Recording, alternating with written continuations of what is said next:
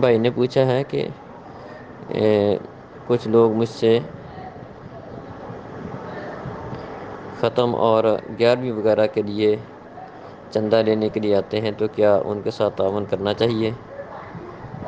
چونکہ یہ شرکیہ اور بدعتی امور ہیں، تو نہ ہی خود ان کاموں کو کرنا درست ہے اور نہ ہی ان کاموں میں ایک دوسرے کا تعاون کرنا درست ہے۔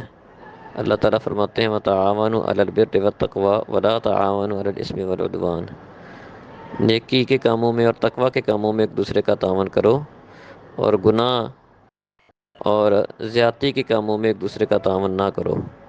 تو چونکہ یہ امور غلط ہیں، شرک و بدعت ہیں، تو ان امور کو بجا لانا یہ بھی درست نہیں ہے، اور ایسا کرنے والوں کے ساتھ تعاون کرنا وہ بھی درست نہیں ہے۔